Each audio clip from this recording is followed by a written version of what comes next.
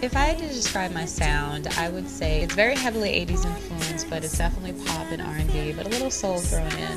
When I perform, I play with a live band. When you're live, you have so much more chances to improv and play with different sounds and different styles. We may take a hip-hop record and flip it so it works with one of mine. Sometimes we take some of my songs and we'll do a house remix at the end. It's a party. Like, I'm having a ball. At some point, I could care less if there's 1,000 people in the audience or 2.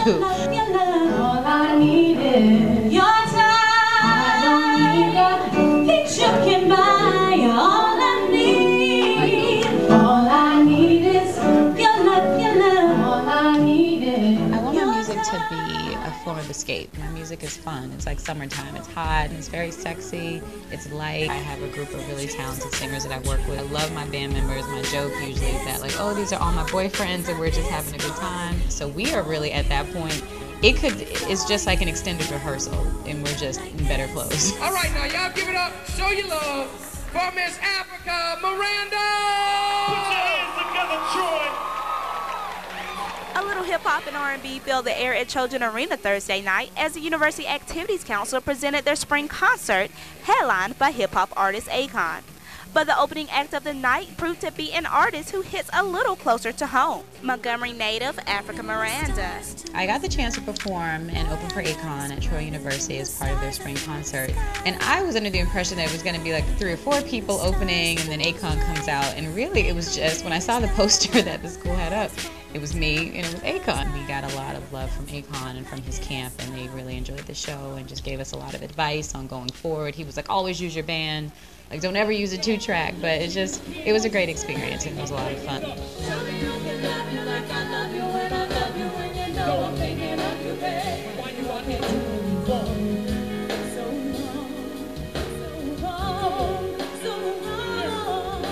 I started dancing when I was very young, and then from there started playing the violin when I was 4, moved on to piano. Singing didn't come about until a little later. I would always sing at home or by myself, but no one really knew I could sing. And then when I was in school, I was in choir and was asked to do a solo, and that was the first time I ever performed in front of a crowd, and to get that response was totally different.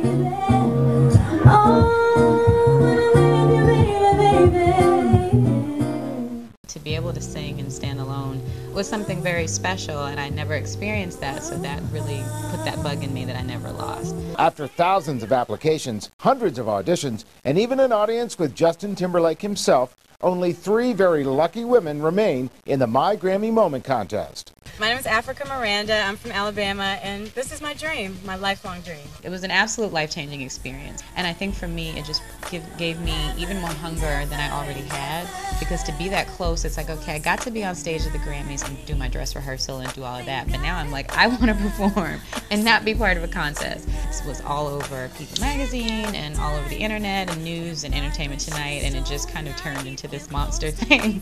And who knew, from just uploading a 30-second video, you could end up at the Grammys. So it was a lot of fun.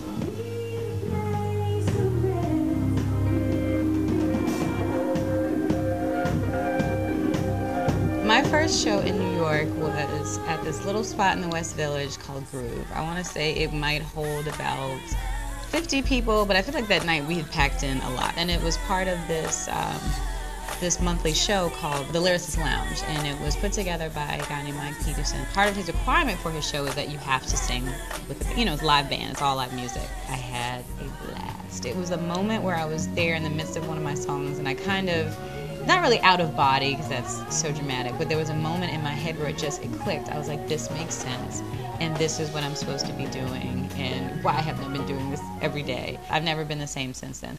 I look at people like Diana Ross and Dorothy Dandridge, Diane Carroll, like women of that era were singers, they were actresses, they danced, they had their feet wet in so many things. When you embrace this lifestyle, there isn't a backup plan. My backup plan is just having a big plan.